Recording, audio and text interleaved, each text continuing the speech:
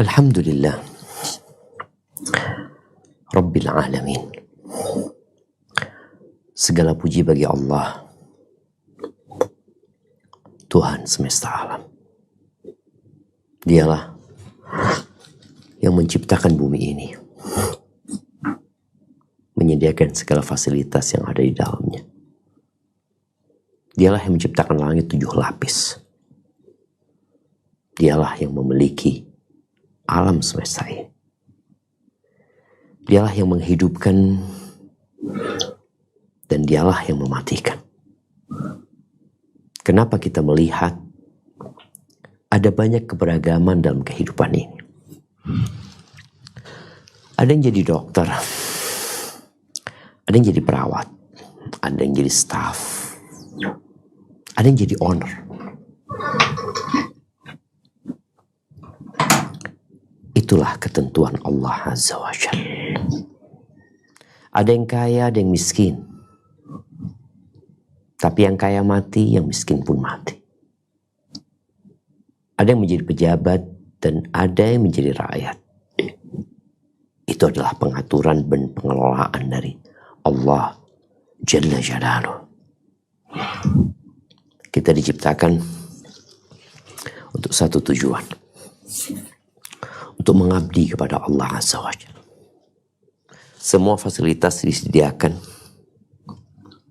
agar engkau tidak lalai untuk mencapai target yang engkau diciptakan untuknya.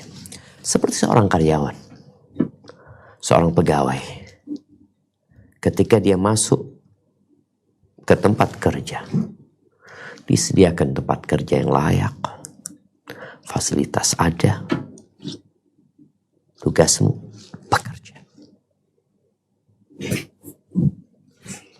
Tapi terkadang kita profesional di tempat kerja kita, tapi kita nggak profesional kepada Sang Pencipta yang telah memberikan segalanya kepada kita. Kapan terakhir kita ngaji? Kapan terakhir kita duduk mengkaji, mempelajari tentang Pencipta kita? Tentang kenapa Dia menciptakan kita?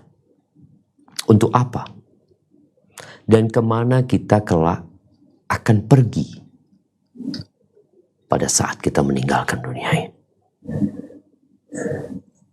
Banyak di antara kita yang kuliah. Sebelum kuliah dia sekolah TK, SD 6 tahun, SMP 3 tahun, SMA 3 tahun, kuliah, jadi dokter, jadi perawat, jadi apapun.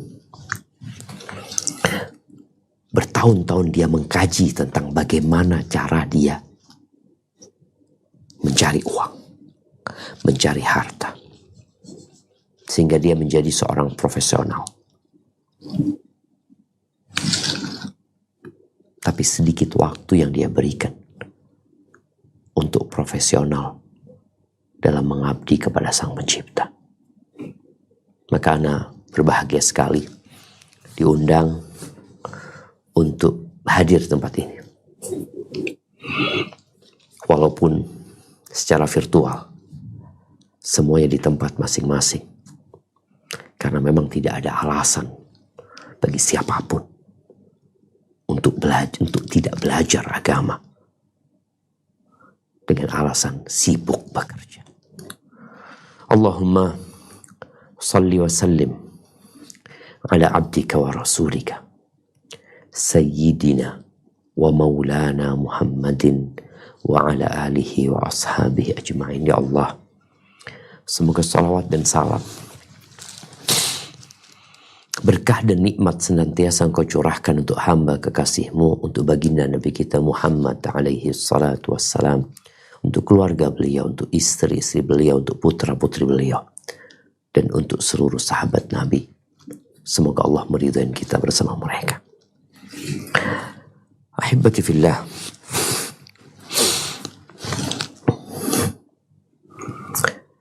banyak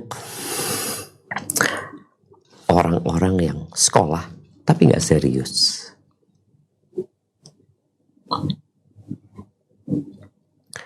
Dan tidak sedikit orang-orang yang bekerja, tapi juga nggak serius dia bekerja. Kenapa? Terkadang penyebabnya adalah lingkungan. Kondisi yang tidak mendukung dia untuk serius bekerja. Untuk serius dia belajar.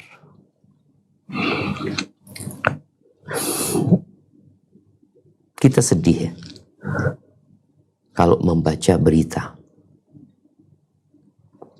tentang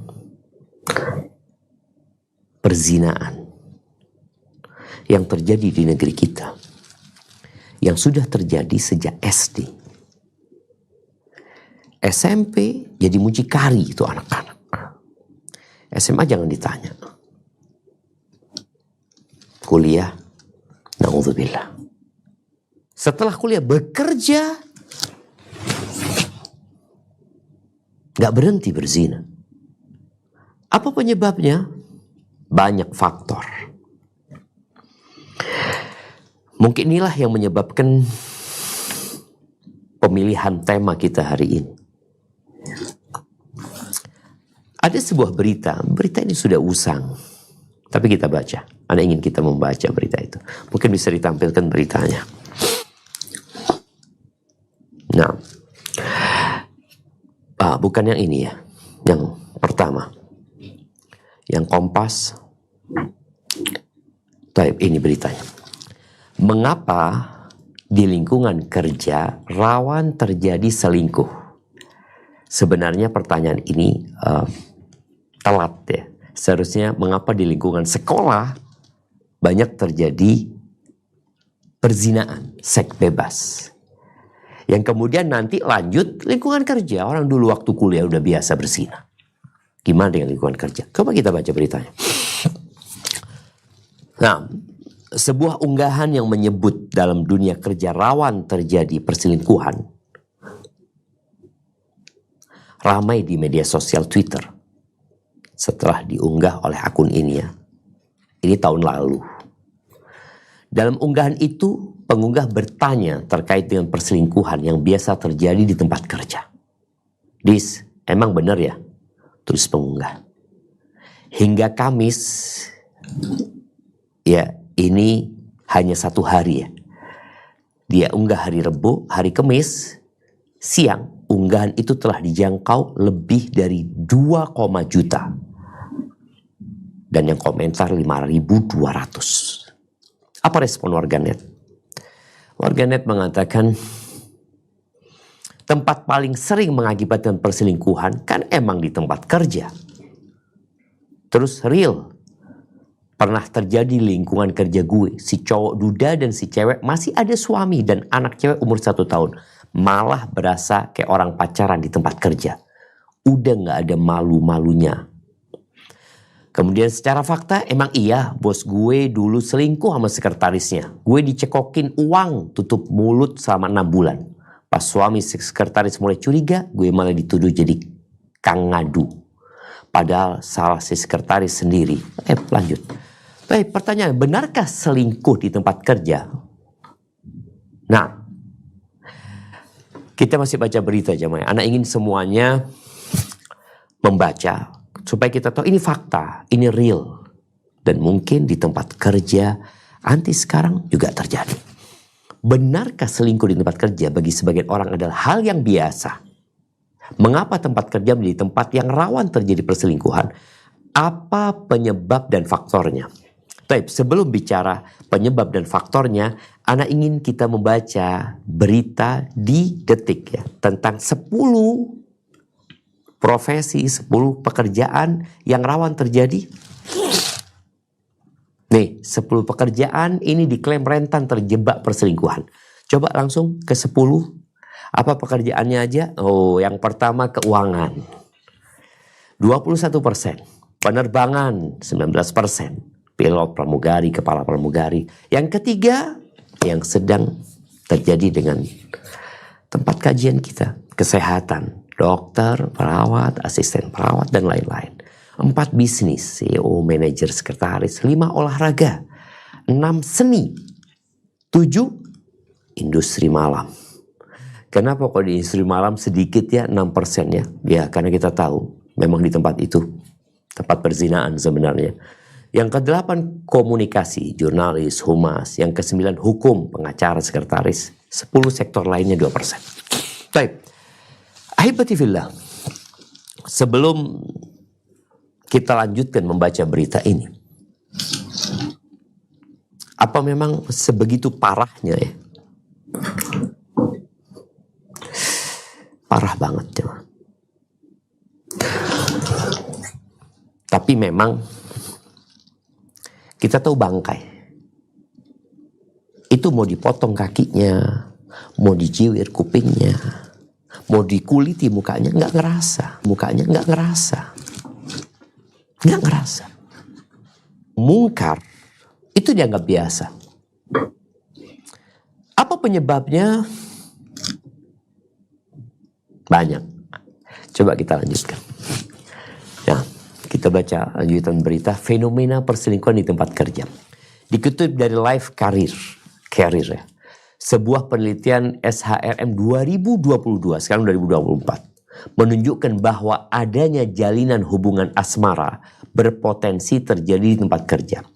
Hasil penelitian menyebutkan 77% responden mengaku pernah menjalin asmara di tempat kerja. 77%.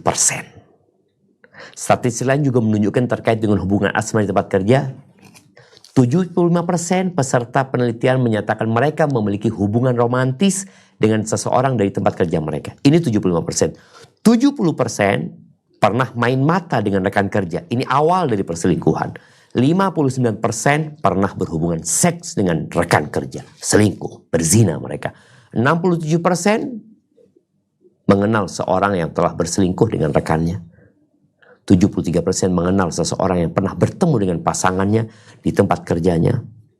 Sementara itu, 76% peserta yang disurvei menyatakan bahwa mereka merasa nyaman dengan rekan kerja mereka yang terlibat asmara.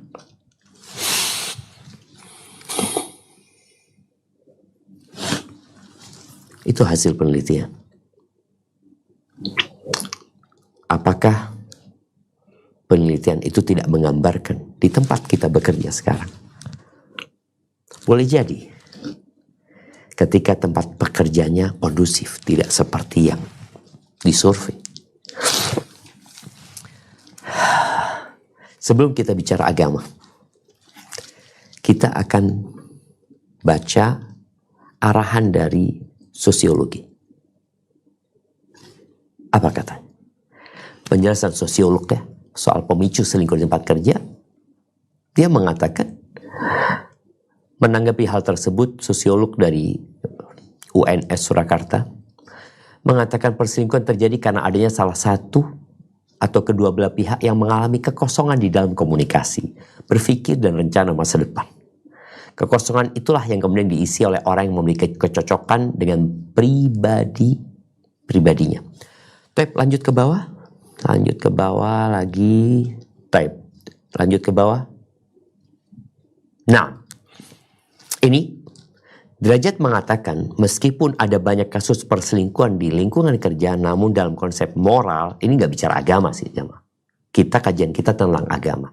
Ini bicara moral aja. Perselingkuhan bukan menjadi hal yang bisa dinormalisasi. Perselingkuhan itu merupakan perilaku yang tidak wajar dan tidak bisa diterima. Berkembangnya kehidupan yang lebih kompleks membuat orang membutuhkan orang lain di berbagai bidang. Tak hanya sebagai teman bicara, terkadang orang membutuhkan hal yang lebih dari orang lain meskipun mereka sudah memiliki pasangan. Baik, kita tutup berita ini, kita kembali kepada kajian kita. 1446 tahun yang lalu, Allah menurunkan firman-Nya di surat Al-Isra ayat 32. Kita baca ayat. Nah,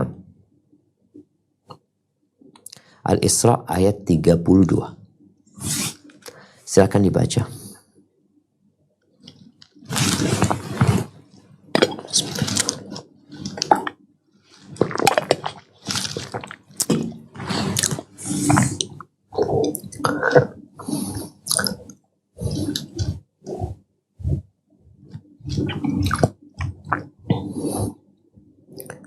Ada yang baca di sana?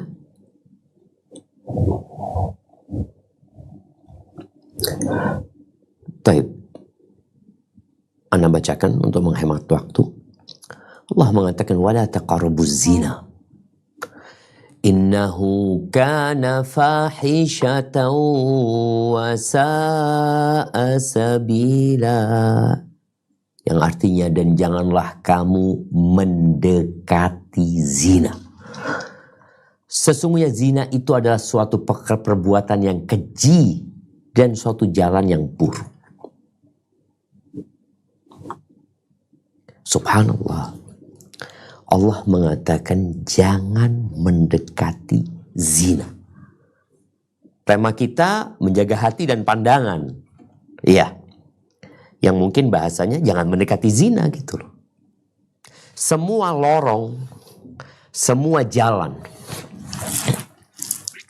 semua line, semua jalur yang mengantarkan kepada zina nggak boleh dilewatin.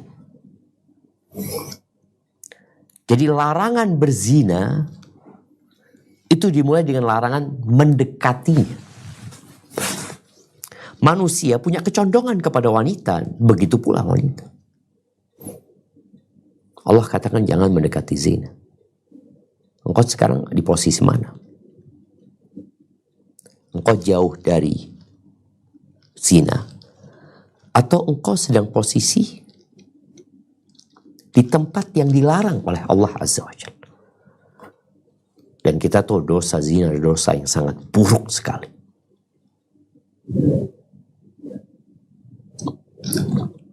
Seorang yang belum menikah kemudian berzina, itu dalam agama kita dia dihukum dera 100 kali disaksikan oleh manusia. Kalau dia sudah pernah menikah kemudian berzina, maka dia dirajam sampai mati. Itu di dunia. Maka Allah benci sekali dengan berzina. La yazni zani hina yazni wa huwa mu'min. Tidaklah seorang berzina dalam kondisi berzina dia posisinya beriman. Meletakkan air mani di tempat yang tidak halal itu dosa besar, menjijikkan sekali. Ya, tidak ada fitnah yang lebih berbahaya daripada fitnah wanita. Makanya kalau kita lihat Islam itu memberi peluang kepada laki-laki untuk menikah. Bahkan lebih dari satu. Tidak ada alasan seorang laki-laki berzina. Nggak ada alasan. Ketika Allah nyuruh dia menikah. Dan tidak ada alasan bagi wanita untuk berzina juga. Ketika Allah berikan peluang bagi dia untuk menikah. Namun syaitan tidak pernah berhenti menggoda. Bercampurnya seorang di tempat kerja laki bersama wanita tanpa aturan. Kita akan bicara aturannya seperti apa. Ketika itu harus terjadi, ya aturannya yang harus kita jaga. Hukum asalnya perempuan itu di rumah. Loh, perempuan di rumah berarti ini diskriminasi terhadap wanita, merendahkan wanita. Engkau tahu yang namanya penghargaan. Banyak wanita dieksploitasi, tapi dia nggak sadar. Seperti seekor katak. Engkau tahu katak itu kalau diletakkan di air panas dia langsung loncat. Namanya seorang masak air panas. Katak diletakkan di sana dalam kondisi mendidih, dia langsung loncat. Refleks dia pergi. Tapi ketika katak ditaruh di air yang dingin, di kuali yang dihidupkan di bawahnya api, kecil apinya. Dalam kondisi kuali itu terbuka, katak itu akan nyaman. Kata itu akan merasakan kenyamanan. Nyaman dia di sana, nyaman ya. Airnya mulai hangat. Dia nggak berpikir hangatnya, oh iya mungkin memang airnya seperti itu. Tubuhnya menyesuaikan. Jadi hangat, terus jadi mendidih. Gak sadar dia. Dan dia gak bisa loncat lagi.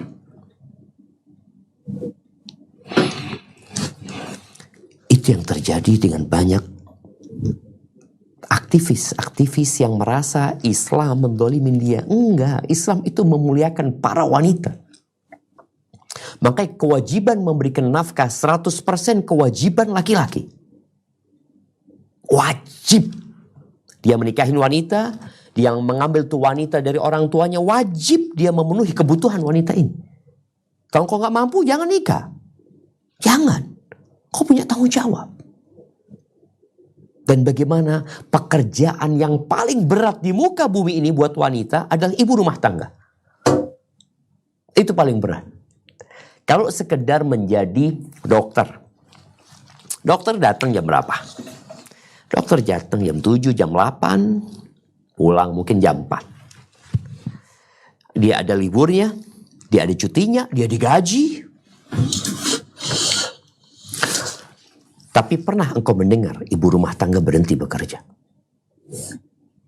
Kapan ibu rumah tangga mulai pekerjaannya? Dan kapan dia off dari pekerjaannya? Kapan ibu rumah tangga libur? Kapan ibu rumah tangga cuti? Gak ada. Makanya bagaimana Allah menghargai para wanita, memerintahkan kepada para laki-laki, engkau yang cari duit buat mereka. Engkau yang capek buat mereka. Engkau yang beri keringat buat mereka. Nah, ini yang namanya fair. Bagaimana perempuan ini hamil anakmu. Bagaimana dia melahirkan anakmu, mempertaruhkan nyawanya. Bagaimana tubuh dia jadi rusak gara-gara dirimu. Bagaimana kemudian dia menyusui anaknya. Bagaimana dia datang bulan dengan kondisi yang berat buat dia. Dia harus ngurusin anaknya, melayani suaminya. Engkau masih suruh kerja. Engkau yang seharusnya bekerja. Tapi bukan berarti perempuan gak boleh bekerja. Ana menyampaikan ini supaya semua tahu bahwa ada kerjaan wajib buat dirimu yang harus engkau kerjakan. Ketika kau menjadi seorang wanita, imam kau menjadi seorang istri atau engkau menjadi seorang ibu nantinya. Tapi kalau harus bekerja perempuan, maka pastikan engkau tidak mendekati zina. Apa kata Allah Azza wa Jalla di surat Al-Ahzab ayat 33. Coba kita baca.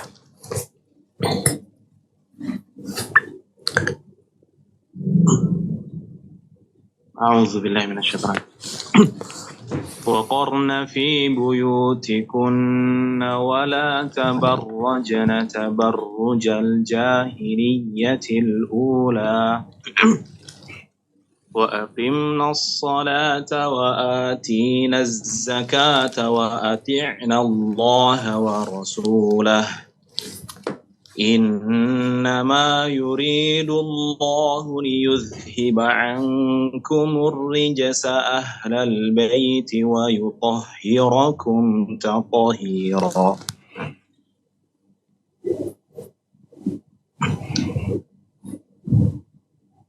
Dan hendaklah kamu tetap di rumahmu dan janganlah kamu berhias dengan bertingkah laku seperti orang-orang jahiliyah yang dulu. Dan dirikanlah salat, tunaikanlah zakat, dan taatilah Allah dan Rasul-Nya. Sesungguhnya Allah bermaksud hendak menghilangkan dosa dari kamu, hai ahlul bait, dan membersihkanmu sebersih-bersih. Allahu Akbar jamaah, ini firman Allah untuk istri-istri Nabi. Yang mereka adalah wanita-wanita pilihan. Wanita-wanita yang mendampingi Rasul Sallallahu Alaihi Wasallam dengan hati yang bersih, dengan kolbu yang penuh dengan ketundukan. Itu Allah suruh tinggal di rumah. tinggal di rumah kalian. Jadi hukum asalnya perempuan itu ya tinggal di rumah. Yang kerja siapa? Lakinya yang kerja. Bojone sing kerja. Jangan dipekerjakan istrimu, diperes. Engkau perintahkan dia untuk cari duit, kemudian untuk melayani dirimu, untuk ngurusi anak-anakmu. Enggak. Tinggal di rumah. Kalau harus keluar, kalau harus keluar, jangan bersolek seperti orang jahiliyah. Jadi jilbab itu bukan tradisi orang Arab. Orang Arab sebelum Islam itu jahiliyah. Mereka nggak pakai jilbab. Istrinya Abu Jahal nggak pakai jilbab. Ummu Jamil, istrinya Abu Lahab, itu nggak pakai jilbab. Bahkan Khadijah radhiyallahu taala anha sampai meninggal dunia juga nggak pakai jilbab. Enggak. Kenapa? Belum turun perintah untuk berjilbab. Belum. Ini ayat turunnya di kota Madinah. Maka ahibati fillah, agar orang yang memang harus bekerja itu profesional dan menghindari 70% apa 76% tadi yang berzina, maka engkau harus tanya, kenapa engkau bekerja? Kenapa? Gak cukup pemberian suami. Atau engkau mau berkhidmat kepada umat, memberikan kontribusi dengan tetap menjalankan tugasnya sebagai seorang wanita, istri, ibu, atau anak. Maka ketika engkau sudah melakukan evaluasi terhadap niatmu, dan ternyata niatmu ketika bekerja boleh dalam agama karena tempat kerjanya aman, maka sekarang tempat kerjanya aman, tempat kerjanya halal, aman dari fitnah, halal secara hukum, maka ada aturan yang harus engkau lakukan. Apa aturan yang pertama? Agar tidak terjadi perzinaan, maka engkau diperintahkan untuk menahan pandanganmu dan menutup auratmu. Menahan pandangan dan menutup aurat. Oh, setiap perusahaan itu punya aturan sendiri dalam berpakaian. Kalau ternyata tempatmu bekerja melarangmu untuk taat kepada Tuhanmu, maka tinggalkan kerjaan itu. Oh, anak punya anak, yang ngasih rizki bukan perusahaanmu.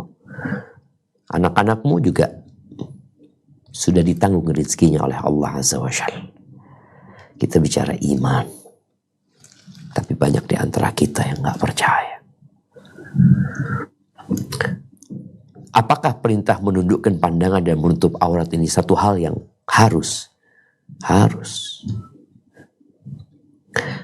Apabila seorang di tempat kerjanya matanya ke sana kemari dan di tempat kerjanya banyak aurat yang tersingkap, gimana dia nggak tergoda? Kita dengar sebuah makalah yang mengatakan, sebuah ungkapan yang berbunyi, rumput tetangga lebih hijau daripada rumput sendiri. Padahal rumput tetangga sudah mau mati, tapi kelihatannya tetap lebih hijau. Gimana dengan rumput yang benar-benar hijau? Bagaimana tatkala perempuan-perempuan bekerja dan laki-laki yang perempuan menebar pesona, bahkan di tempat bekerja, di beberapa tempat bekerja itu syarat untuk diterima atau untuk melamar good looking. Enak dilihat.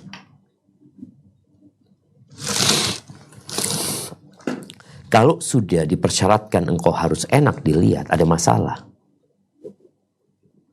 Maka kita lihat wanita-wanita yang bekerja mengandalkan penampilannya.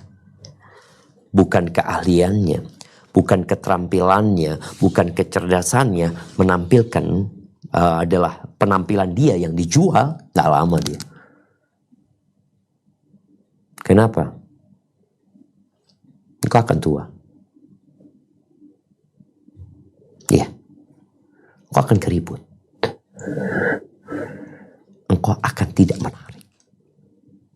Dan mereka akan cari yang good looking lainnya, menggantikan posisi. Tapi tatkala engkau bekerja dengan keahlian yang Allah berikan kepadamu, dengan kecerdasan, keterampilan, engkau semakin umur semakin terampil. Engkau semakin umur, engkau semakin banyak pengalamannya.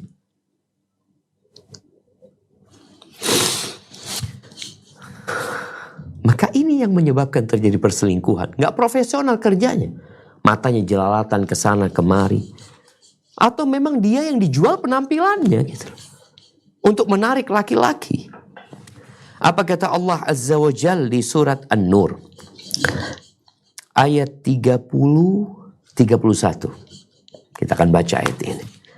Nah, silahkan.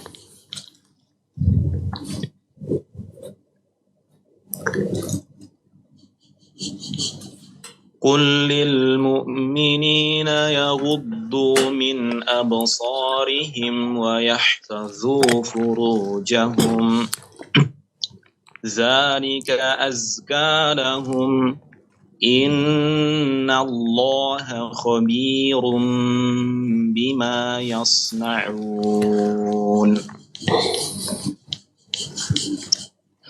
وقل للمؤمنات يغضضن من أبصارهن ويحفظن فروجهن ولا يبدين زينتهن إلا ما ظهر منها وليضربن بخمرهن على جيوبهن ولا يبدين زينتهن إلا لبعولتهن أو آبائهن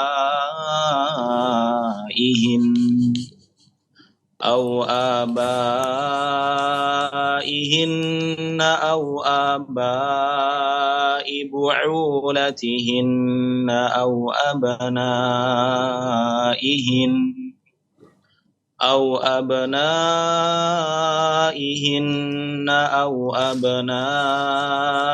بعولتهن أو إخوانهن أو بني إخوانهن أو بني أخواتهن أو نسائهن أو ما ملكت أيمانهن أو التابعين غير أولي الإربة من الرجال أو التابعين غير أولي الإربة من الرجال أو الطفل الذين لم يظهروا على عورات النساء ولا يضربن بأرجلهن ليعلم ما يخفين من زينتهن وتوبوا إلى الله جميعا أيها المؤمنون وتوبوا إلى الله جميعا أيها المؤمنون لعلكم تفلحون.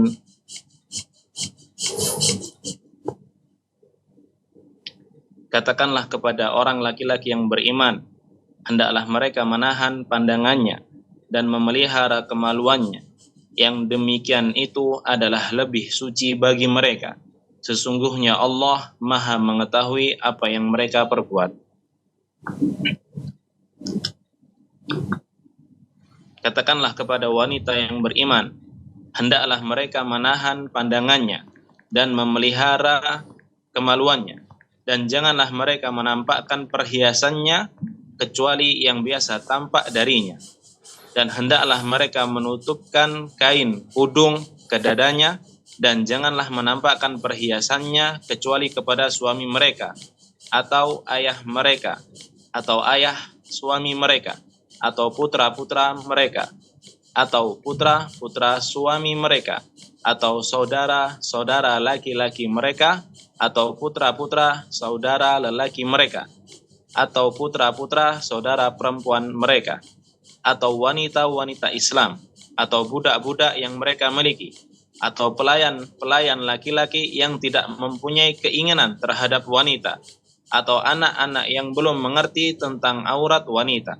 Dan janganlah mereka memukulkan kakinya agar diketahui perhiasan yang mereka sembunyikan. Dan bertobatlah kamu sekalian kepada Allah, wahai orang-orang yang beriman, supaya kamu beruntung. Allahu Akbar jemaah. Kita lihat ya, ini aturan Allah yang detail. Kepada siapa wanita boleh menampakkan perhiasannya. Disebutkan satu persatu. Nggak ada teman kerjanya. Nggak ada konsumen. Enggak. Engkau diperintahkan untuk menutup aurat. Dan tidak menampakkannya kecuali fulan. Baca tuh ayatnya.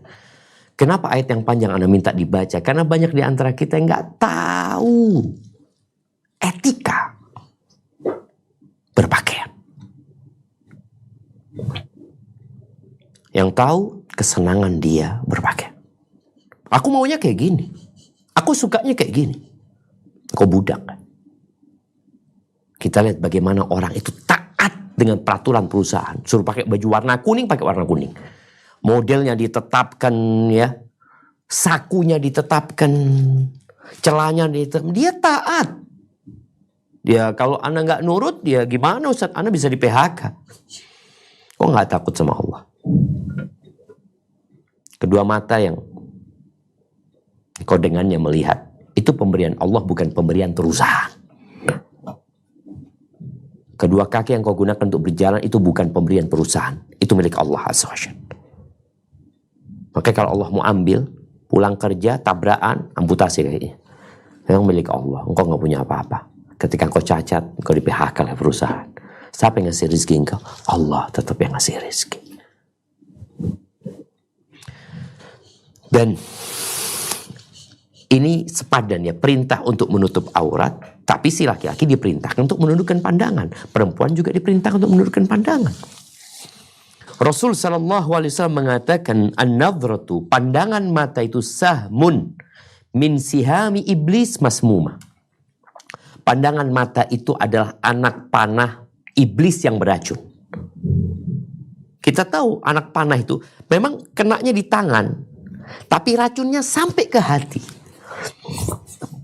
Ini yang menyebabkan bekerja nggak profesional. Gimana dia kepikiran dengan perempuan ini? Dia berpikir bagaimana menikmatin perempuan ini, menjalin hubungan dengan dia. Faman tarakaha min khaufillah, yang meninggalkan pandangan mata itu. Dia tundukkan pandangannya karena takut kepada Allah Azza wa Jalla, imanan, karena beriman kepada Allah. Dia akan rasakan manisnya keimanan dalam hatinya. Jadi ahibati fillah, ketika sekolah campur laki perempuan, apa yang akan terjadi? Mereka saling memandang. Ya, dari mata turun ke hati. Mata berzina,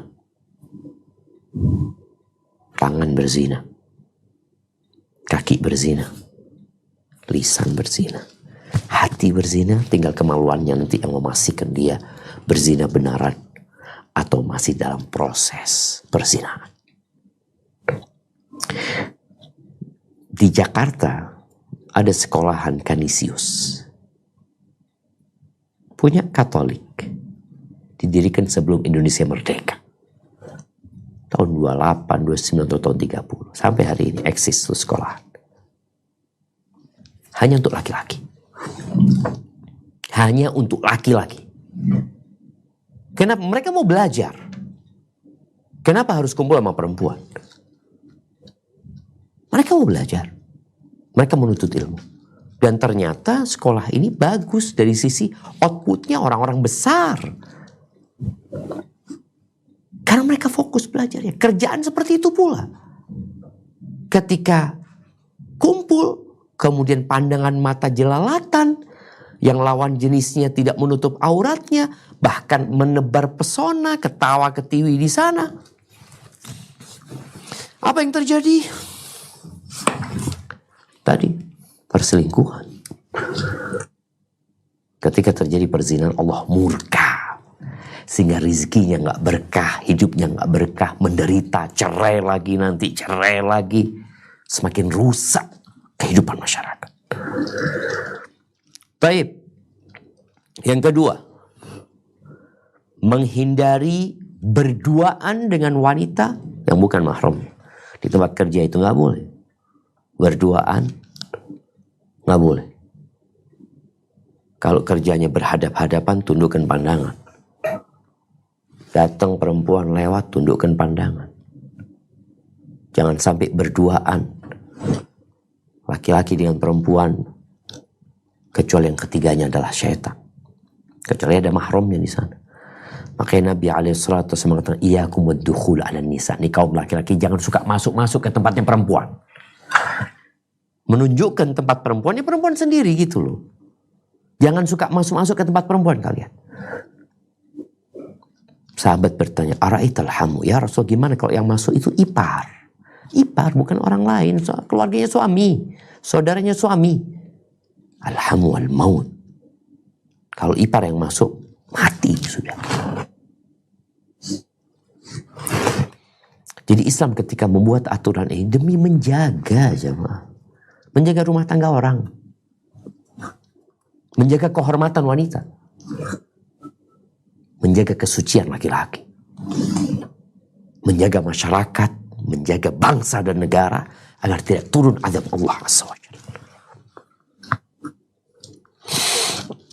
Yang ketiga, tadi jangan sampai berkhalwat, ya. Berduaan, jangan sampai kumpul laki perempuan tempat kerja itu berkhalwat berduaan, nggak ada orang lain. Ini kadang-kadang kumpul, oh nggak usah, nggak berkhalwat, ada 3 perempuan 3 laki-laki. Ingat, tidak ada fitnah yang lebih dahsyat, yang lebih berbahaya buat kaum laki-laki lebih daripada wanita. Jadi kalau memang harus bekerja kumpul tempatnya, maka bagaimana mereka tidak bertatapan? Ada perempuan di bagian tersendiri umpamanya. Ketika harus rapat, mereka menjaga pandangan.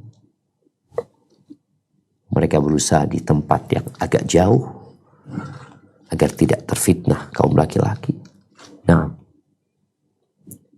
ya kita yang berusaha. Kan yang penting kerjaan selesai. Kita bicara profesional gitu loh. Kalau ternyata ada hal-hal yang mengganggu, perusahaan itu melarang. Dilarang mainan HP, dilarang main game. Loh kenapa nggak boleh main game? Ya, karena merusak profesional. Engkau waktunya habis buat itu. Loh sekarang laki sama perempuan, ketika pandang-pandangan, main mata, yang rusak hatinya. Ketika hati rusak, fisiknya akan rusak. Kemudian kerjanya nggak benar. Perusahaan cari fulus. Maka seharusnya dia berpikir, ini termasuk yang membuat fulus itu berkurang. Kemudian yang keempat, nggak boleh berjabatan tangan laki sama perempuan yang bukan mahram. Nggak boleh. Oh Ustaz itu terlalu berlebih-lebihan. Kita ini udah biasa, kita bersih Ustaz, nggak ada apa-apa. Rasulullah SAW itu manusia yang paling terjaga hatinya. Beliau mengatakan, la usafihun nisa. Aku tidak berjabatan tangan dengan wanita. Para wanita, para istri sahabat, mereka berbaiat dengan Nabi SAW. Mereka ingin yang laki jabatan tangan sama Nabi SAW ketika masuk Islam, ketika berbaiat. Berjabatan tangan dengan Nabi SAW. Ketika wanita, Nabi membaiat mereka dengan lisan. Kita yang imannya cuma separuh, cuma seperempat, kita berjabatan tangan, cipiki-cipiki, lalu mengatakan, enggak, hati Anda bersih. Bersih apa? Tuh, data survei. Berapa persen yang melakukan perzinaan? Lalu engkau katakan, enggak. Mungkin kau tidak. Yang lainnya. Maka aturan ini untuk semuanya. Dan di dalam hadis yang diriwayatkan Imam Tabrani, Nabi SAW mengatakan, ayut ana fi ra'si ahadikum bimikhitin min hadid. Seorang laki-laki ditusuk kepalanya dengan jarum besi, khairun, itu lebih baik daripada dia menyentuh wanita yang gak halal buat dia. Gak boleh sama. Kok kerja udah kerja gitu loh. Benerin kerja. Kok profesional. Emangnya untuk apa jabatan tangan?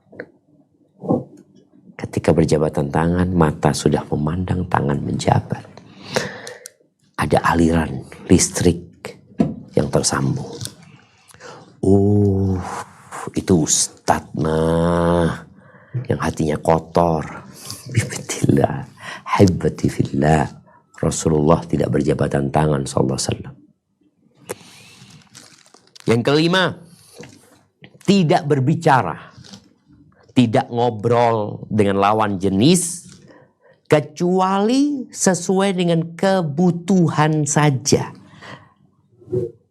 Butuh bicara, oh ini gimana kerjaan ini? Oh iya, kayak gini, selesai. Terkadang di tempat kerja enggak. Ngobrol, ahlan wa sahlan. Apa kabar, kemana aja engkau ini, itu, sarapan apa hari ini? Bukan nanti sore ada acara enggak? Ini, itu. Allah berfirman di surat Al-Ahzab ayat 32. Nih, ketika seorang wanita harus berbicara, laki-laki bicara dengan wanita, ada aturannya. Karena semua untuk menjaga profesionalisme. Udahlah, engkau ngobrol sama dia tujuannya apa? Oh, tujuan urusan pekerjaan. Ya udah. Nggak usah merajuk ngomongnya. Nggak usah dimanja-manjain biasanya. Dengan panggilan-panggilan yang nggak benar. Say, ini itu. Apa kata Allah di surat Al-Ahzab ayat 32?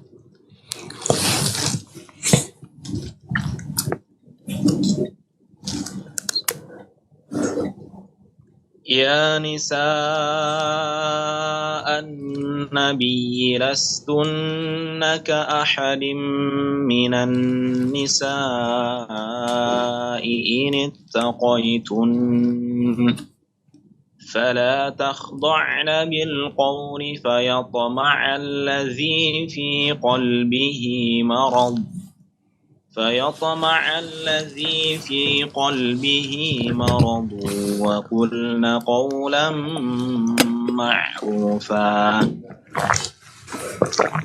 Hai istri-istri Nabi, kamu sekalian tidaklah seperti wanita-wanita yang lain. Jika kamu bertakwa, maka janganlah kamu tunduk dalam berbicara sehingga berkeinginanlah orang yang ada penyakit dalam hatinya, dan ucapkanlah perkataan-perkataan yang baik. Itu istri Nabi yang mereka dijaga, yang hatinya bersih, tapi dilarang sama Allah. Ngomong jangan dilembutkan omongannya, jangan ditundukkan. Apalagi ketawa ketiwi orang-orang di tempat pekerja sambil makan siang, jok sana jok sini, humor sana humor sini, yang kadang-kala humornya mengarah kepada hal yang terlarang. Nggak boleh. Jangan itu jemaah. Anak akan bacakan pernyataan Al-Imam An-Nawawi Asy-Syafi'i. Kita madhabnya Syafi'i di Indonesia. Kita tahu ada yang namanya salam. Kita diperintahkan untuk menebarkan salam. Tapi kata Al-Imam An-Nawawi, beliau mengatakan, nih dalam madhab Syafi'i,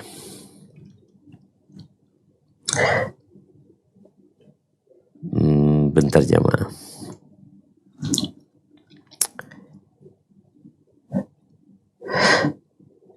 beliau mengatakan wa in kanat ajnabiyah, kalau dia mengucapkan salam kepada wanita yang bukan mahramnya.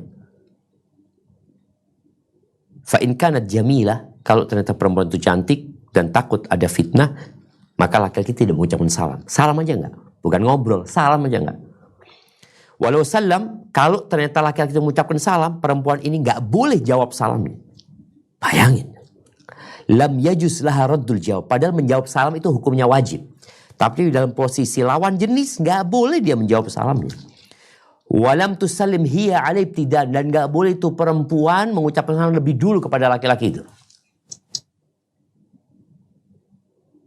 Duh, gimana di tempat kerja kita itu ada slogan 5S. Salam, sapa, senyum, sopan, santun namanya.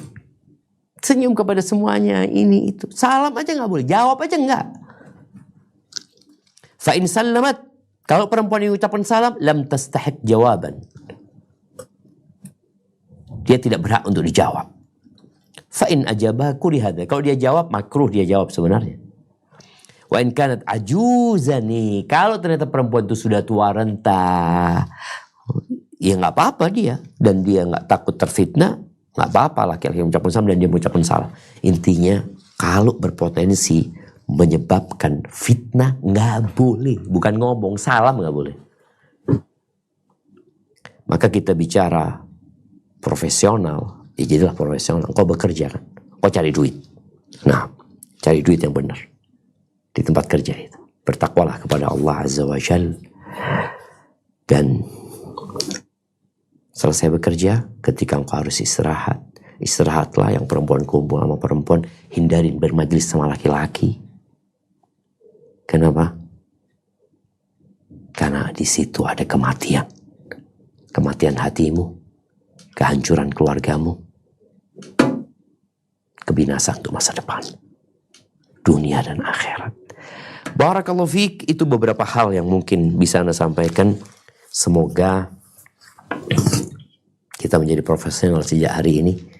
Engkau tahu tujuanmu bekerja, engkau tahu tujuanmu hidup, sehingga engkau menjalankan tugasmu sebagai seorang pegawai, karyawan atau karyawati, dan engkau pulang membawa rizki yang halal buat keluargamu tanpa engkau merusak rumah tanggamu.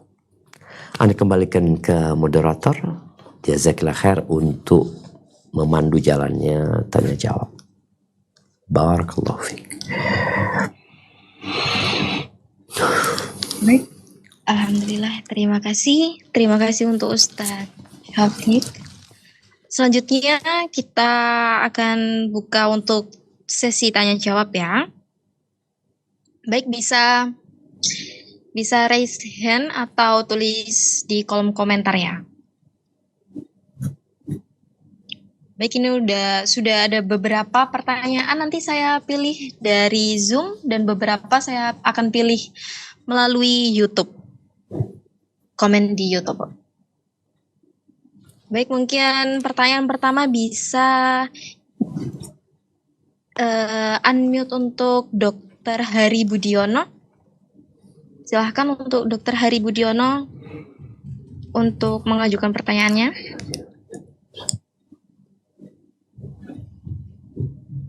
Assalamualaikum warahmatullahi wabarakatuh, Ustaz. Waalaikumsalam warahmatullahi wabarakatuh. Ahlan wa sahlan. Kabar dok? Alhamdulillah baik, Ustaz. Masya Allah. Alhamdulillah fiik wa barak. Tafadhal dok. Perkenalkan Ustaz, nama saya Dr. Gigi Hari Budiono, Ustaz. Yang mau saya tanyakan begini, Ustaz. Ketika kita berkomunikasi dengan pasien, Ustaz ya, kita kan kalau ada pasien kita komunikasikan, berkomunikasi, Ustaz. Kemudian kita acap sering ya bertatap mata dengan lawan jenis, Ustaz, dalam menjelaskan mengenai keadaan giginya, keadaan penyakitnya, begitu, Ustaz. Itu bagaimana, Ustaz, hukumnya, Ustaz? Apakah kita boleh, Ustaz, dalam menjelaskan tentang penyakit pasien itu dengan berkontak mata dengan lawan jenis, ataukah kita menundukkan pandangan, atau bagaimana, Ustaz, tip dan agar kita terhindar dari dosa, Ustaz? Masya Allah. Naam, barakallahu fiik. Disinilah jamaah ini menjadi sebuah ujian ya buat seorang dokter yang terkadang dia dituntut untuk memberikan penjelasan. Bagaimana dia memberikan penjelasan yang penjelasan itu dapat diterima oleh pasien dengan nyaman dan dia juga terhindar dari fitnah. Ketika pasien itu umpamanya ya dikatakan dia tidak berjilbab ya, tidak menutup auratnya, maka hendaklah berhati-hati karena Allah menyuruh dia menundukkan pandangan. Dan Allah mengatakan yaghuddu min absarihim, menahan sebagian pandangan mereka. Berarti ada pandangan yang diperbolehkan ketika dibutuhkan pandangan itu. Tapi ketika pandangan itu hanya akan menyebabkan fitnah buat dia nantinya, maka seharusnya dia menghindarkan pandangan itu. Kalau dia ingin memberikan penjelasan kepada pasien, mungkin dia memberikan penjelasan dengan retorika yang tidak harus memandang wajahnya. Sekali-kali dia memandang untuk memastikan bahwa dia serius umpamanya, tapi dia tidak terus memandang wajah pasien tersebut. Jadi dia apalagi dokter mungkin yang memang ada sesuatu yang ingin dia jelaskan, ada mungkin alat peraga di sana yang dia bisa menjelaskan ini seperti itu. Jadi pasien akhirnya gak fokus kepada penjelasan dokter, artinya tidak kepada omongan dokter, wajah dokter, tapi kepada suaranya yang menggunakan alat peraga. Karena lihat sebagian dokter, Masya Allah, dokter gigi itu ketika dia hendak menjelaskan, dia jelaskan ke anak, dia ambil alat peraganya, ini, seperti itu. Sehingga dia terhindar dari fitnah. Jadi semaksimal mungkin dia menghindari fitnah tersebut, dok. Seperti itu. Barakallahu fiik.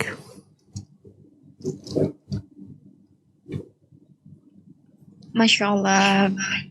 Baik, untuk pertanyaan kedua mungkin dari saya pilih Dr. Kevin Anggoro Putra. Silahkan untuk mengajukan pertanyaan. Assalamualaikum warahmatullahi wabarakatuh, Ustaz. Waalaikumsalam warahmatullahi wabarakatuh. Perkenalkan Ustaz, saya Dr. Gigi Kevin Anggoro dari OIDC Lamongan. Maafan Ustaz, pertanyaan agak melenceng sedikit. Nah. Saya tanya bagaimana menyikapi orang yang memiliki sifat hasad terhadap kita. Karena sifat hasad itu membuat saya sangat tidak nyaman untuk bekerja, Ustaz. Jazakallahu khairan, Ustaz. Allahu Akbar. Nah, iya, ahibati fillah. Hasad ini termasuk penyakit yang ada di tubuh setiap manusia. Dan biasanya hasad itu akan semakin menjadi tatkala dalam profesi yang sama. Makanya biasanya tukang ojek itu nggak akan hasad atau jauh dari hasad kepada dokter gigi. Bahkan boleh jadi dia senang ketika dokter gigi itu ramai karena jasa dia terpakai. Jadi seorang perawat mungkin nggak hasut sama dokternya, tapi hasut sama sesama perawat. Dokter pun biasanya sesama dokter, ustadz pun sesama ustadz. Biasanya hasad itu dalam satu profesi rawan terjadi. Apa sikap kita? Yang pertama, hendaklah kita selalu berbaik sangka kepada orang. Dan ketahuilah, rizki tidak akan tertukar. Rizki kita tidak akan berkurang karena hasadnya fulan kepada kita. Kalau dikatakan, oh gara-gara fulan hasad sama anak-anak gak jadi naik jabatan. Enggak, antum memang gak naik jabatan. Sudah ditulis. Mau ada fulan gak ada fulan, kok antum gak naik jabatan. Kenapa? Dari mana tahu Ustaz tahu itu? Setelah terjadi kau tahu. 50.000 tahun sebelum menciptakan langit dan bumi sudah ditetapkan rezekimu. Yang akan kau dapatkan yang sudah ditetapkan untukmu. Musibah itu gak akan meleset kalau sudah ditetapkan mengenaimu. Dan rezeki itu gak akan tertukar ketika itu rezekimu. Jadi dengan orang-orang yang hasad ini, ya abaikan. Kita berbaik sangka sama dia. Yang kedua, doakan dia. Semoga Allah memberikan rezeki kepada dia yang lebih baik. Karena tatkala kita mendoakan orang lain tanpa orang lain itu tahu, Allah kirim malaikat yang mengaminkan doa kita. Mana yang lebih kita butuhkan? Amin malaikat atau urusan sama orang hasad itu? Malaikat mengaminkan. Yang ketiga, subhanallah jamaah, karena memang orang yang punya nikmat itu akan ada yang hasad. Kita itu diperintahkan untuk membaca Qul a'udzu birabbil falaq min syarri ma khalaq wa min syarri ghasiqin idza waqab wa min syarri naffatsati fil uqad wa min syarri hasidin idza hasad.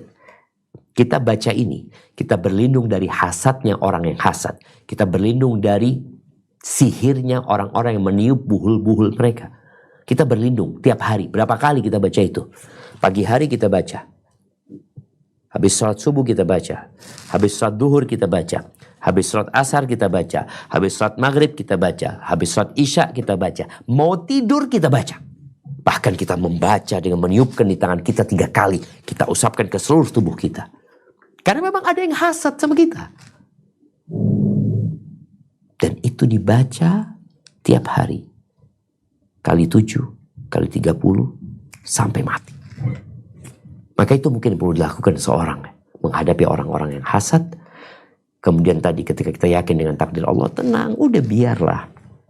Yang rizkiku tetap akan aku dapatkan, yang bukan rizkiku tidak akan aku dapatkan. Dan berusaha kita untuk berbuat baik sama fulan yang hasad itu. Supaya dia teman kita, dia saudara kita. Mudah-mudahan tatkala kita berbuat baik sama dia berubah menjadi lebih baik. Tapi kalau tidak, mintalah kepada Allah. Dengan doa-doa yang tiap hari kau baca itu. Dan semoga fulan atau fulanah mendapatkan hidayah. Hadza wallahu a'lam bissawab. Na'am.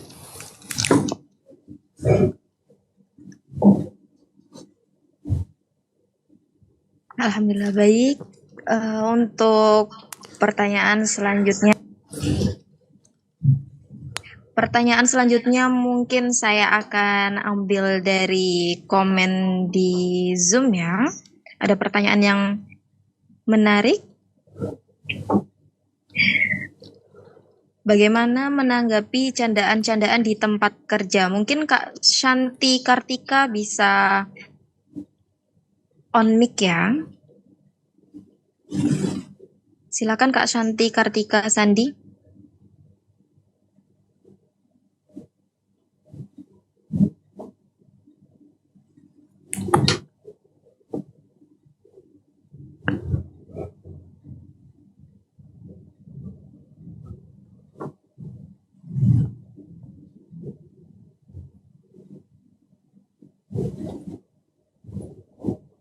Oh, mungkin saya bantu bacakan ya. Bagaimana menanggapi canda-candaan di tempat kerja? Mungkin ada seorang laki-laki. Ada seorang laki-laki yang sudah beristri, bercandanya mungkin menggoda ke teman wanitanya seperti itu, Ustadz. Bagaimana cara menanggapinya? Mungkin juga digabung dengan pertanyaan dari Kak Umu Aksa ya. Untuk cara menegurnya bagaimana? Untuk cara menegur teman yang didekati dengan zina. Ibu tuh pakai malu. Nah, siap, Masya Allah ya. Nah, mahibati fillah, ini juga yang mengantarkan kepada perselingkuhan, yang mengantarkan kepada perzinahan. Di mana orang berbicara yang tidak perlu. Bahkan bukan tidak perlu lagi, tapi memang omongannya nggak benar gitu loh. Jok-jok yang kadangkala ya yang saru. Apa yang harus dilakukan? Al-Imam Syafi'i mengatakan, "Idza nataqa as-safihu fala tujibhu." Apabila ada orang bodoh berbicara, engkau jangan jawab. Fa khairun min ijabatihi sukutu. Jawaban terbaik buat dia adalah diam. Engkau diam aja. Dia terus melakukan, engkau diam. Lama-kelamaan dia malu. Tapi tatkala kita tanggapin, dia memang cari tanggapan. Dia cari komentar. Maka ketika komentar itu ditutup, selesai. Kadang-kala orang komentar yang menyinggung. Dia nunggu siapa yang ngebalas tuh komentar. Kalau nggak ada komentar lagi, diam tuh komentar, mati, selesai. Maka kadang-kala kita harus belajar diam. Dia jok-jok itu ya diam aja. Tanggapin dengan dingin. Kau sibukkan dengan hal yang bermanfaat. Dan hindari tempat yang menyebabkan jok-jok itu. Biasanya orang kalau kerja serius, nanti kalau sudah waktunya ke kantin ini, mulai ngomong ini itu. Memang ada laki-laki yang kata Allah Azza wa Jalla, fi qalbihi marad, di hatinya ada penyakit. Ada penyakit orang ini memang. Bukan bicara karena dia sudah punya istri atau dia udah cerai sama istri, enggak. Ada penyakit dia. Maka tugas kita tadi berbicara sama dia ketika ada perlunya. Kemudian pentingnya perusahaan ya, lembaga itu untuk menjaga profesionalisme. Jangan bicara urusan pribadi kita nggak ngurusin. Ini akan berdampak kepada perusahaan. Makanya pentingnya perusahaan itu memberikan bimbingan rohani kepada pegawai-pegawainya. Karena pegawai yang takut sama Allah, insya Allah kerjanya lebih baik daripada pegawai yang nggak takut sama Allah. Korupsi waktu, korupsi duit. Itu terjadi karena orang-orang gak takut sama Allah Azza wa Jalla. Tapi ketika orang yang bertakwa kepada Allah Azza wa Jalla, insya Allah dia tidak melakukan itu. Maka kalau bicara bagaimana menegur orang tersebut, kalau memang kau punya kapasitas untuk menegur umpamanya, dan kemungkinan diterima, yang kau tegur. Tapi kalau enggak, mungkin kau cari orang lain yang bisa menegur. Mungkin laporkan ke atasan, Anda merasa nggak nyaman ya, Anda sudah bersuami, Anda punya anak, Anda nggak nyaman kerja di tempat ini. Karena boleh jadi juga bosnya yang selingkuh, tadi kita udah baca komentar, ternyata bosnya yang memang nggak benar gitu kan. Maka apabila kita bisa menegur dan punya kapasitas itu, silahkan. Kalau nggak bisa ngomong mungkin akan panjang, kok bikin surat, tulisan, kirimkan ke dia. Agar dia bertakwa kepada Allah Azza wa Jalla. Karena semua masalahnya kembali kepada imannya. Ketika orang imannya lemah, semua dia kerjakan tanpa takut kepada Allah. Dia nggak kenal dengan halal haram. Hadza wallahu a'lam bissawab.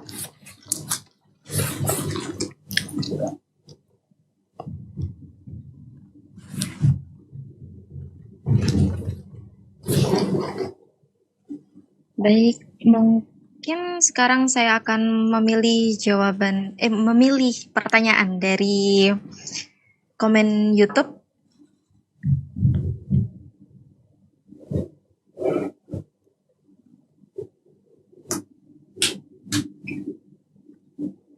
Ini ada pertanyaan dari Ngiderin. Kalau kita berniat serius menikah Ustadz dengan seseorang perempuan dan dia ada teman dekat yang qadarullah ada masalah tentang kholwat dengan rekan kerjanya, apa nasihat terbaik untuk calon saya Ustadz? Tunggu. Dia ini mau nikah dengan seorang akhwat. Akhwatnya kerja di tempat lain yang di situ dia berkholwat dengan lawan jenis gitu. Iya Ustadz. Ya. Apa nasihat terbaik untuk calonnya Ustadz? Barakallahu fiik. Ya ahibati fillah. Ketika seorang sudah berkholwat ya, ada dua pembahasan. Ada kholwat, ada ikhtilat. Ikhtilat itu campur laki perempuan. Ini berbahaya. Kholwat itu berduaan. Ketika kholwat sangat berbahaya sekali. Maka sampaikan kepada calonmu itu, kalau memang engkau serius sama dia, berikan nasihat kalau bisa engkau pindah ruang kerja. Jadi kan ada ruangan yang memang dia berduaan dengan orang tersebut. Kalau memang harus berduaan dan memang tidak ada solusi, jangan ditutup pintunya. Dibuka jendelanya. Sehingga orang dapat melihat engkau tidak berduaan. Karena dikatakan kholwat ketika nggak ada yang ngelihat. Berduaan. Setan yang ketiganya di sana. Maka berikan nasihat seperti itu. Dan kalau ternyata yang kau maksudkan dia ada ikhtilat, ada kumpul di tempat kerja laki perempuan. Tadi adab-adab yang disampaikan. Bagaimana dia menundukkan pandangan, menutup auratnya. Kemudian tidak bersahabatan tangan, tidak berbicara kecuali ada perlunya. Jadi hal-hal itu yang diberikan kepada dia. Dan pada saatnya ketika memang ternyata fitnahnya besar di tempat itu, ya keluar dari tempat kerja itu. Meninggalkan tempat itu karena Allah Subhanahu wa ta'ala. Dan barang siapa yang meninggalkan sesuatu karena Allah akan kasih ganti yang lebih baik. Karena Allah, bukan karena ada kerjaan lain ya, tapi karena Allah saja. Hadza wallahu a'lam bissawab. Nah.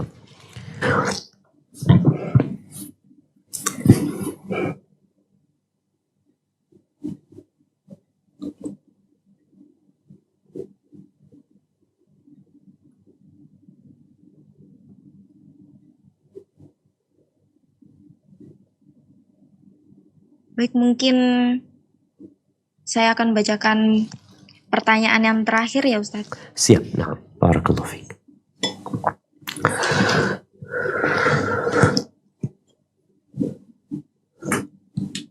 Di pertanyaan dari YouTube dari Rininian.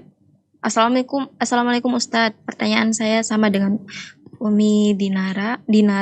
Bagaimana menyikapi suami yang memiliki anak buah di tempat kerjanya yang setiap hari ketemu dan ngobrol bercanda duduk berhadapan, Ustaz? Allahu Akbar jemaah. Ya, buat kita semua sebenarnya, karena fitnah wanita ini adalah fitnah yang umum untuk seluruh laki-laki. Baik laki-laki itu bekerja di tempat yang bercampur atau laki-laki itu enggak. Imam masjid pun yang kerjanya di tempat pengimaman, dia juga enggak selamat dari fitnah wanita, apalagi yang berkumpul. Maka apa yang harus dilakukan? Maka tugas seorang istri, bagaimana dia menguatkan iman suami. Dia mendukung suami untuk menjadi orang yang bertakwa kepada Allah Azza wa Jalla. Di mana salah satunya adalah mengajak suami untuk belajar. Duduk sama suami untuk menyamakan visi dan misi dalam kehidupan ini. Kita mau kemana? Ada dua tempat. Yang satu namanya surga, yang satu namanya neraka. Surga itu dikelilingi dengan hal-hal yang dibenci oleh jiwa. Makanya orang mukmin itu seperti di penjara di dunia ini. Penjara. Ad-dunya sijnul mu'min. Dunia ini penjara buat orang beriman. Ya namanya penjara. Engkau gak bisa keluar semaumu. Engkau gak bisa tidur semaumu. Engkau tidak bisa berbuat apa yang kau inginkan. Enggak, ada aturannya. Itu penjara. Gak nyaman. Iya memang. Dan sunnatullah dalam kehidupan ini, orang-orang sukses itu selalu melawan kesenangan dia. Mengerjakan yang tidak dia sukai. Engkau tanya mereka. Iya, ada hal-hal yang aduh malesin, tapi dia kerjakan demi kesuksesan. Apalagi surga Allah yang luasnya seluas langit dan bumi. Ada aturan-aturan memberatkan. Ya, aturan di perusahaan kadang lebih memberatkan daripada aturan Tuhan. Tapi kita kerjakan. Maka bagaimana menguatkan keimanan suami? Diajak suami belajar. Ayolah kita membawa kemana keluarga ini. Engkau sebagai pemimpin, engkau sebagai imam. Ajak suami ziarah kubur untuk mengingat kematian. Ajak suami untuk datang ke tempat-tempat bencana agar dia tahu dengan hakikat kehidupan ini. Sehingga setelah itu, ya mungkin sang istri bisa memberikan masukan kepada suami. Sampaikan, bang, aku kepingin kau selamat, bang. Aku tahu tidak ada fitnah yang lebih dahsyat, yang lebih berbahaya buat kaum laki-laki lebih daripada wanita. Gimana? Ya kalau dia seorang atasan, seorang bos, untuk menghindarin berkhalwat, untuk tidak berbicara kecuali profesional lah, berbicara kecuali perlunya.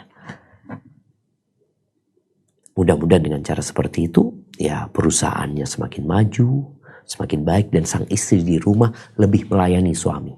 Lebih melayani suami. Ketika engkau tahu dengan beratnya godaan laki-laki di luar sana, maka engkau harus lebih melayani suamimu. Bagaimana tatkala suami pulang, suami kembali ke surganya. Dia mendapatkan dirimu dengan cantik, dengan indah. Dan ini juga masalah. Kalau istrinya bekerja juga, sang suami datang ke rumah sama-sama capek sama istrinya. Tapi ketika istri di rumah, dia mempersiapkan diri segalanya. Ketika suami pulang, dia gak tanya suami dari mana, tapi dia tanya suami, engkau mau apa? Dengan perhiasan dan solek yang paling indah yang bisa dia lakukan. kemudian kata-kata yang indah, manja, nggak pernah marah sama suami, berusaha menyenangkan suami di rumah sehingga suami betah di rumah. Banyak suami-suami nggak betah di rumah, soalnya kalau masuk rumah diajak ribut sama istrinya, ditanyain pertanyaan-pertanyaan yang hanya akan membebani hidup dia. Sambil terus didoakan suaminya, semoga dia terjaga. Tapi kalau dia nggak mau belajar, nggak mau mengingat akhirat, ya dia rawan terfitnah dengan wanita dan nantinya akan berzina. Na'udzubillah min dzalik. Hadza wallahu a'lam bissawab. Nah.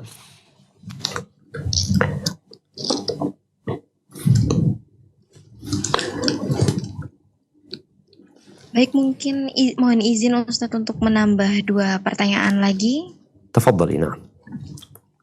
Langsung saya bacakan dari Nia Masulunia.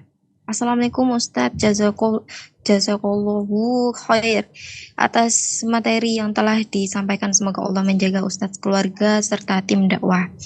Ana izin bertanya Ustadz, apakah boleh seorang wanita yang belum menikah bekerja di tempat yang ada sistem shift malam dan pagi? Kemudian dari Ayatullah Fahmi, Assalamualaikum warahmatullahi wabarakatuh. Saya Ayatullah Fahmi sebagai kapten pilot. Di dalam aturannya adalah orang yang bertanggung jawab penuh terhadap anggota saya. Masalahnya pekerjaan saya membuat kami safar. Sebenarnya batas tanggung jawab saya sebagai lelaki muslim dengan kerjaan saya sebagai pemimpin safar itu seperti apa Ustadz? Masya Allah. Masya Allah jemaah, pertanyaan yang menarik sekali ya. Alhamdulillah, ana senang dengan pertanyaan ini. Karena ada orang-orang yang dalam hidupnya gak pernah bertanya tentang agama. Bahkan dia beranggapan agama hanya memberatkan. Agama hanya menyusahkan. Demi Allah jemaah. Allah mengatakan, Ma anzalna alaikal qur'ana litashqa. Kami tidak menurunkan Al-Quran untuk membuatmu kecewa, untuk membuatmu menderita. Enggak. Al-Quran datang sebagai rahmat dan kasih sayang buat engkau. Dan buktikan, mereka yang mengikuti petunjuk Allah, mereka adalah orang-orang yang paling bahagia dalam kehidupan ini. Walaupun dia gak punya harta. Karena kebahagiaan itu bukan di harta, bukan di pekerjaan, bukan di jabatan, tapi kebahagiaan itu di sini. Dan hati ini milik Allah Azza wa Jalla. Baik. Kepada pertanyaan, kita menuju kepada pertanyaan pertama berkaitan dengan wanita yang punya shift malam ya. Maka di sini yang tadi kita sampaikan, batasan-batasan itu dijaga. Jangan sampai kemudian perempuan itu bekerja padahal dia nggak butuh bekerja sebenarnya. Umpamanya seperti itu. Padahal ada pekerjaan lain sebenarnya yang nggak harus dia keluar di malam hari. Karena sejatinya wanita diperintahkan untuk tinggal di rumah. Ketika wanita keluar rumah, setan itu langsung menghiasi dia, ini, itu. Setan yang memanfaatkan wanita untuk menyesatkan kaum laki-laki. Jadi apabila tempat kerjamu memang tadi ada shift malam, yang memang engkau membutuhkan hal itu, dan engkau bisa menjaga adab-adab agama yang tadi disebutkan, tanpa engkau melantarkan kewajiban-kewajibanmu, ya kondisinya terpaksa jadi. Tapi kalau ada yang lainnya, engkau pilih yang lainnya. Adapun pertanyaan yang kedua, seorang kapten dan semua pemimpin sebenarnya. Ada pemimpin tingkat atas namanya presiden di Indonesia ini. Ada yang di bawah presiden, ada yang di bawahnya lagi, ada yang di bawahnya lagi. Ada pemimpin di tempat pekerjaan. Ada yang GM, ada yang sekedar manajer, ada yang di bawahnya lagi. Kapten ini, Masya Allah, dia pemimpin nomor 1. Di mana? Di pesawat itu, dalam perjalanan itu. Tapi ketika landing, nggak lagi dia. Karena mungkin ada perusahaan di daratan sana. Apa yang harus dilakukan seorang kapten? Bertakwalah kepada Allah Azza wa Jalla. Pesawat yang kau tunggangin bisa jatuh. Dan kita sudah sering mendengar pesawat-pesawat yang jatuh.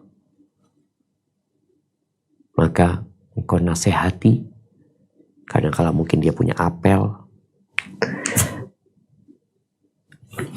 Ketika apel, ingatkan mereka dengan Tuhan.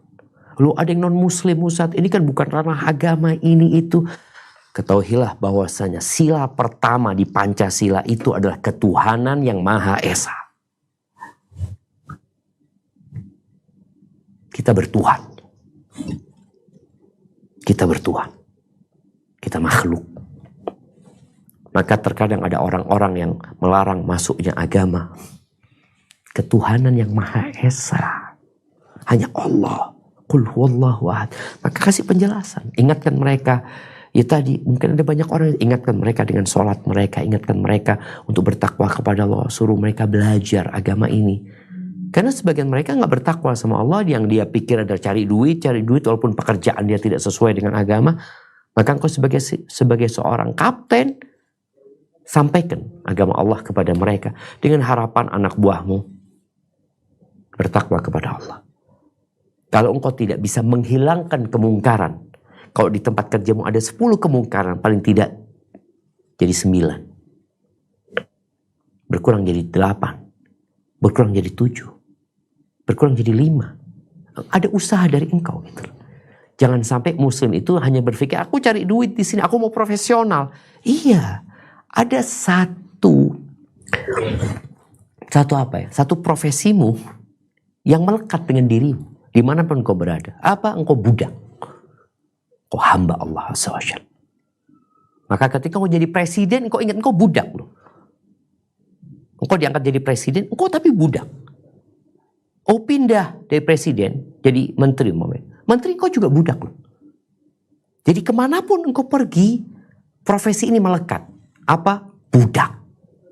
Maka budak seharusnya tidak melakukan kerjaan kecuali sesuai dengan keinginan majikannya. Dan majikan kita adalah Allah Azza wa Jalla. Barakallahu fiik. Itu mungkin yang dapat Anda sampaikan pada kesempatan kali ini. Jamaah kita berdoa memohon kepada Allah. Dan selalulah berdoa memohon kepada Allah petunjuk. Kita senantiasa berdoa. Ihdinas siratal mustaqim. Tunjukkan kepada kami jalan yang lurus ya Allah. Jalan yang lurus ya Allah. Agar kita tidak terjatuh. Agar kita tidak terpleset. Kalau kita gagal dalam kehidupan dunia ini. Urusan pekerjaan, kita bisa cari pekerjaan lain. Tapi kalau kita gagal menjalankan tugas kita sebagai hamba Allah, kita akan jatuh ke neraka. Kekal selama-lamanya di sana. Na'udzubillah min dzalik. Allahumma lakal hamdu kulluh wa lakal syukru kulluh wa ilaka yurja'ul amru kulluh. Allahumma salli wa sallim ala nabiyyina Muhammadin wa ala alihi wa ashabihi ajma'in. Allahumma qsim lana min khasyatika ma tahulu bihi bainana wa baina ma'asik. Wa min ta'atika ma tuballighuna bihi jannatak. ومن اليقين ما تهون به علينا مصائب الدنيا ومتئنا بأسماعنا وأبصارنا وقواتنا ما أحييتنا واجعله الوارث منا واجعل ثأرنا على من ظلمنا وانصرنا على من عادانا ولا تجعل مصيبتنا في ديننا ولا تجعل الدنيا أكبر همنا ولا مبلغ علمنا ولا تسلط علينا من لا يرحمنا ربنا آتنا في الدنيا حسنة وفي الآخرة حسنة وقنا عذاب النار اللهم انصر إخوانا المستضعفين في فلسطين اللهم دمر أعداءك أعداء الدين يا رب العالمين وسبحان ربك رب العزة عما يصفون وسلام على المرسلين والحمد لله رب العالمين. Itu yang dapat Anda sampaikan, kurang lebihnya mohon maaf. Anda ucapkan jazakumullah khairan dan Anda kembalikan ke moderator.